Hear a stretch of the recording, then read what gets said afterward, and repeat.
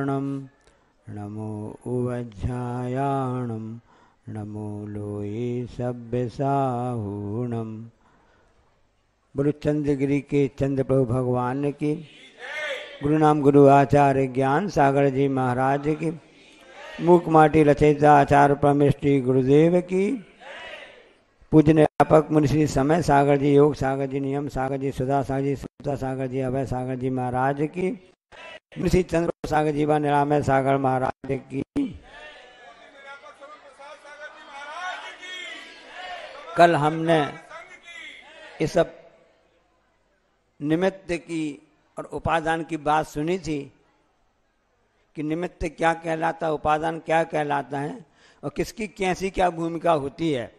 इसके लिए आचार्य महाराज जी ने एक सर्वोदय शतक की रचना की है। उसमें एक दोहा लिखा है, उपादान की योग्यता, उपादान की योग्यता निमित्त की भी छाप, स्फटिक मणि में लालिमा गुलाब बिन्ना आप। समझ में नहीं आया, अपन उसको समझने का प्रयास करते हैं। एक स्फटिक मणि होती है, सफ़ेद रंग की होती है और उसकी विशेषता होती है कि उसके सामने जो भी वस्तु जिस रंग की आती है वह स्फटिक मणि उसी रूप हो जाती है। एक गुलाब का फूल को यदि उसके सामने लाके रखते हैं तो वह गुलाब यदि गुलाबी रंग का है तो स्फटिक मणि गुलाबी रंग की हो जाएगी। गुलाब यदि पीले रंग का है पीले रंग की हो जाएगी और गुलाब यदि लाल और कोई रंग का होगा उस ढंग से वह हो जाती है। अब यहाँ पर विचार करना है कि गुलाब ने स्फटिक मणि को लाल कर दिया कि स्फटिक मणि अपने आप लाल हो गई। तो देखने में आता है कि स्फटिक मणि में ऐसी परिणाम करने की योग्यता थी। वहीं बांस में यदि हम और दूसरी कोई धातु का या पत्थर रखते हैं उसमें ऐसा कार्य नहीं हो पाता है, और जब वह गुलाब सामने लाता तभी उसमें होता है। तो कभी निमित्त की योग्यता होती है तो कभी उपादान की योग्यता होती है। एक कहने का अपने अपने आप से क्रम होता है। एक उदाहरण के हिसाब से आपको समझ प्रयास करते हैं कि सब जानते हैं कि नारायण श्री कृष्ण जिन्होंने महाभारत की कमान संभाली थी, उस रथ की कमान संभाली थी जिस पर अर्जुन बैठा हुआ था, तो उस कमान को संभालने वाले जो श्री कृष्ण नारायण थे उनसे एक व्यक्ति ने कहा कि भगवान आप तो बहुत अच्छी बांसुरी बजाते हैं, आप तो बांसुरी बहुत अच्छी बजाते हैं, हमने बहुत दिन से आपकी बांसुरी सुनी नहीं है। तो अब प्रशंसा पहले उन्होंने ना ही किया कि नहीं हमको टाइम नहीं है, मैं बहुत व्यस्त हूँ। ऐसा होता है कई बार लोग कहते हैं ना कि अपनी व्यस्तता बताने के लिए उदाहरण बता सकते हैं। तो उन्होंने कहा कि नहीं भाई टाइम नहीं है। तो फिर उसने कहा क्या किया जावे। तो फिर उस भक्त ने दिमाग लगाया कि हम कैसे श्री कृष्ण को मना लें बांसुरी बजाने के लिए। तो उसने पंक्ति कही, कीमत तो है तुम्हारी श्वास का, कीमत तो है तुम्हारी श्वास का, बनने टुकड़ा है बांस का। कीमत तो तुम्हारी श्वास का, बने टुकड़ा है तो बांस का। तो सुन के कृष्ण जी खुश हो गए। ठीक है, हम अपनी बांसुरी बजाना उन्होंने चालू कर दी। अब बांसुरी वो बजाते रहे, उनका भक्त सब लोग सुनते रहे। अब कुछ लिमिट भी तो होती है। मालूम आपको प्रवचन देना चाह रहे हैं, प्रवचन कर रहे हैं, 10 मिनट 15 मिनट देंगे, अब आधा घंटा लग गया, 1 घंटा हो गया, तो आप कहें महाराज जी अब तो रुक तो जाओ बस। एक नहीं कहोगे आप, सीमा से होती है ना। एक उदाहरण याद आ गया, योग सागर महाराज जी का बहुत अच्छा उदाहरण है कि 2 महिलाएं आई, उन्होंने कहा महाराज जी हमें प्रवचन सुना दो। तो महाराज जी ने कहा, जिन संत से कहा निवेदन किया होगा, तो उन्होंने कहा कि बस 2 ही लोग आए हैं। अरे ऐसा होता क्या, ज़्यादा सभा हो तब तो होते। जो संत थे उनकी बात बता रहे हैं हम, ये उदाहरण ये हमारे सुनाते इसलिए हम आपको बता रहे हैं। पूरे कम से कम पूरा मन से भरा हो, पर्याप्त हो, कैमरा मैन हो, ये सब व्यवस्था हो, सब कुछ हो, तब तो हम प्रवचन सुनाएं। तो अब कोई लोग आए नहीं।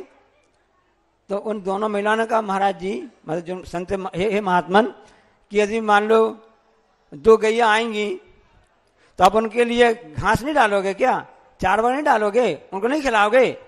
2 गैया आएंगी तो नहीं खिलाओगे क्या? तो उन संत को बात लग गई, ये तो सही बात कह रहे हैं। जैसे श्री कृष्ण जी को बात लग गई ना, उन्होंने बांसुरी बजाना चालू कर दिया। अब उन्होंने प्रवचन देना चालू कर दिया, जो संत महात्मा थे। अब आधा घंटा, 1 घंटा, 2 घंटे हो गया। अब महिलाओं ने सोचा हमको घर भी तो जाना है और अभी घर में काम पड़े हैं, दूसरे काम भी तो करना है। अब वो कैसे बोले कि बस रुक जाओ रुक जाओ रुक जाओ। तो उन्होंने एक स्कीम निकाली। उन्होंने कहा है महाराज जी कि पूरी घास 2 ही गैयों को खिला दो का,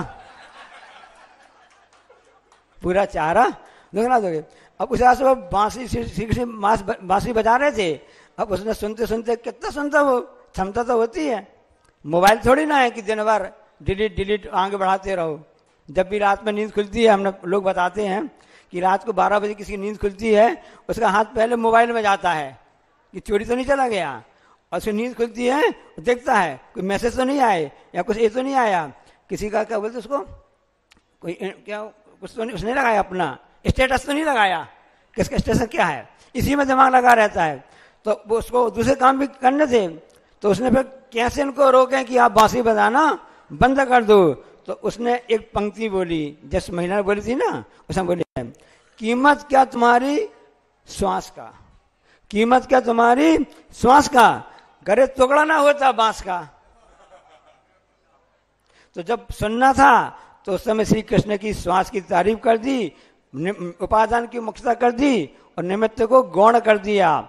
और जब बंद करवाना था तो उस समय उसका निमित्त जो श्वास, जो बांस का टुकड़ा था, उसकी मुख्यता कर दी और श्वास को गौण कर दिया। इन निमित्त उपादान के द्वारा ही कार्य संपन्न होता है। जैसे कि आज आप लोग जानते हैं गणतंत्र दिवस है, और आप सभी ने देखा होगा कि भारत देश की उस लाल किला पर प्रथम व्यक्ति जो होते हैं देश के राष्ट्रपति जी, उन्होंने ध्वजा का ध्वजारोहण किया है ना। उसमें इस बात को आप घटा के देखिए कि उसमें उपादान मुख्य क्या है, ध्वजा। ध्वजा में पहनने की क्षमता है, क्षमता तो है ध्वजा में। डंडा नहीं होता तो झंडा क्या करता, और हवा नहीं होती तो कैसे फहराता। तब ध्वजारोहण होता है ना, पर इसमें पंचकर्णा के प्रारंभ में होता है, घट यात्रा होती है। तो देखते कौन सी ध्वजा, कौन हवा कहाँ चल रही है। ध्वजा को फहराने में सहायक, झंडा को फहराने सहायक जो है डंडा है और हवा है। लेकिन उसी डंडे में यदि दरी लटका देंगे तो क्या वह लहराएगा क्या, नहीं। उसके लिए उसकी योग्यता होती है। जैसे कि आज गणतंत्र दिवस पर हम सब ने देखा कि तिरंगा लहराया गया पूरे भारत देश में, प्रत्येक विद्यालय में, घर घर में, हर जगह। क्योंकि ध्वजा हमारी एकता का सूचक होती है, हमारी विजय का प्रतीक होता है। मत मर यारी के लिए, मत मर यारी के लिए, कपड़ा भी नहीं मिलेगा कफन के लिए। मत मर यारी के लिए, कपड़ा भी नहीं मिलेगा कफन के लिए। अगर मरना है तो मर वतन के लिए, कम से कम तिरंगा तो मिलेगा कफन के लिए, तिरंगा तो मिलेगा कफन के लिए। ये उन शहीदों की बात बता रहे हैं। आप तो ताली बजा करके खुश हो गए। जिस समय देश शहीद होने वाला था उस समय 1857 की क्रांति चल रही थी। तो जो ब्रिटिश इंडिया हाउस ऑफ एक लाइब्रेरी है, उसमें क्या रिकॉर्ड है कि उस समय 1857 से लेकर 1947 190 साल के अंतर्गत भारत देश में कितने शहीद हुए थे। उसमें 7,32,780 उनके रिकॉर्ड के अनुसार 7,32,780 शहीद उसमें हुए थे पूरे भारत देश में। और मैं गर्व से इस बात को बताना चाहता हूं, आपको गर्व होना चाहिए, उतने शहीदों में लगभग 5,000 शहीद जैन समाज के थे। जानते हैं बात के लिए ना। उसमें ऐसे शहीद थे कि एक लाला अमन, उनका नाम याद आता है, जो हांसी के थे, लाला हुकुमचंद जी थे, कि वो जानते थे सब कुछ करने के बाद भी उस समय, उस 18 क्रांति की बात है, वो हांसी पर आए और उस समय उनको गिरफ्तार कर लिया अंग्रेजों की सेनाओं ने, क्योंकि उन्होंने उस सेना के सामने, सेना की सहायता की थी, अपने भाइयों सहायता की थी। सोचो, विचार करो। और उनके घर के सामने वहां पर उस नीम के पेड़ फांसी में लटका दिया गया था।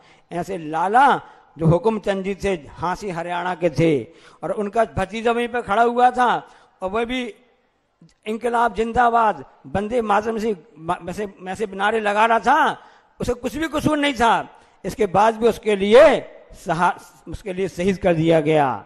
ऐसा हमारा भारतीय इतिहास है और भारतीय इतिहास में इन जैनों का इतिहास है। इसलिए आज गणतंत्र दिवस पर हम शहीदों की बात करते हो तो उन शहीदों पर याद भी कर लो। जब आचार्य आज सुबह गुरु जी के चरणों में थे, योगी भक्ति पढ़ रहे थे हम नाचावास में ना, उस समय ऐसा साहस आता है, धन्य वे मुनिराज रहते सहते कहते कुछ ना, भीत नहीं मानस तल में। ऐसे बड़े बड़े रिद्धि विधारी मुनियार होते हैं जो कठिन से कठिन परिस्थितियां सहन करते हैं, उपसर्ग सहन करते हैं, ठंडी गर्मी हो या बरसात। जब तुलना करके देखते हैं तो हमको पता चलता है कि वास्तव में जो जैन दर्शन का, जो त्याग तपस्या का जो इतिहास है, हमारे देश का इतिहास भी इसी प्रकार का है। क्योंकि हमको यह स्वतंत्रता मिली, ये हमने खुद का संविधान लागू किया, ये हमने त्याग और तपस्या से ही प्राप्त किया। इसलिए संविधान की पुस्तक नंबर, संविधान की जो पुस्तक है ना, संविधान लागू हुआ था, उसके पृष्ठ 63 पर भगवान महावीर का चित्र अंकित है, अहिंसा का चित्र अंकित है। इसलिए डाक विभाग ने अपने यहाँ नहीं, जर्मनी में 1979 पर जर्मनी ने डाक टिकट जारी किया था। उसमें उसने वहां पर भगवान महावीर की फोटो जारी की थी। इसलिए आपने देखा होगा संविधान में सबसे पहले 3 शेर बने रहते हैं, सत्यमेव जयते लिखा रहता है। उसका कारण क्या है? क्योंकि इस हमारे वर्तमान शासन नायक जो हैं महावीर स्वामी भगवान, उनका शेर क्या है, उनका चिन्ह क्या है? शेर है। और प्रत्येक मंदिर में आप वेदी नीचे देखते होंगे ना कि वहां पर एक सरोवर या कुछ ऐसा पानी का पात्र बना रहता है, जिसके एक तरफ तो शेर रहता है, एक तरफ गाय रहती है। और शेरनी का दूध जो पीता है गाय का बछड़ा, और से गाय का दूध पीता है वह शेर का शावक, वह शेर का बच्चा पीता है। ये अहिंसा धर्म का प्रतीक है। इसलिए हो सकता है कि क्योंकि सब लोग जानते हैं कि अपन को देश की आज़ादी मिली तो उसमें अहिंसा मुख्य थी, सत्यमेव जयते लिखा गया है, इसलिए इस ढंग से ऐसा हुआ और तोपों की सलामी भी दी गई। हम आपको ये बात बताने से चाहते हैं कि एक बालक ने बोला, जब मैं पैदा हुआ था, विशेष अवसर पर तोपों की सलामी दी जाती है ना, सम्मान दिया जाता है ना। एक बच्चे ने कहा कि मैं तो मुझको 21 तोपों की 21 तोपों की सलामी दी गई। दूसरा कहता है सबका निशाना चूक गया, तुम बच गए।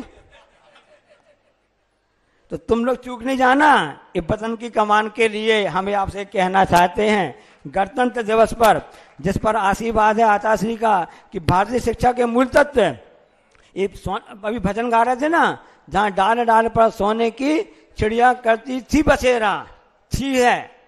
क्यों करती थी? कोई सोने की चिड़िया पेड़ में नहीं होती है। इसका डाल डाल मतलब होता है कि भारत देश में, इस अखंड भारत की बात बता रहे हैं, जब पूरा अफगानिस्तान, पाकिस्तान, बांग्लादेश, पूरा हिमालय वहां तक है, कम्बोड वगैरह क्या कहलाते वो, कोलम, वो सब इकट्ठा था, सबकी बात बता रहे हैं। उस समय चाहे शिक्षा का क्षेत्र हो या व्यवसाय का क्षेत्र हो, कृषि का क्षेत्र हो, जहाज रानी जो जहाज बनते हैं उसका क्षेत्र हो, ज्योतिष का, भूगोल वगैरह का, खगोल शास्त्री का क्षेत्र हो, कोई भी क्षेत्र हो, कला का क्षेत्र हो, विद्या का क्षेत्र हो, सभी क्षेत्रों में पूरे भारत में विश्व अग्रणी रहता था। इसलिए कहा जाता था कि डाल डाल पर सोने की चिड़िया बसेरा करती थी।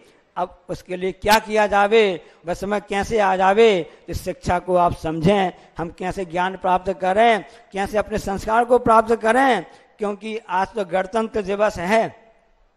हमने उस दिन पहले आपको बताया था कि समझ में नहीं आता, किसी व्यक्ति से बोला कि स्वतंत्र दिवस और गणतंत्र में क्या अंतर है, तो वो कहता कि हमको तो स्वतंत्र दिवस, स्वतंत्र 15 अगस्त के लिए हमको तो मतलब गुलाम, हमारा जो देश था वो आजाद हुआ था और 26 जनवरी को संविधान लागू हुआ था।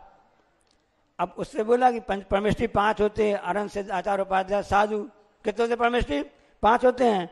अरंती भी भगवान है, सत्य भी भगवान है। और साधु, आचार उपाध्याय साधु मुनि राजों के लिए पद भी होती है, इधर क्या जाता है। अब अरंती भी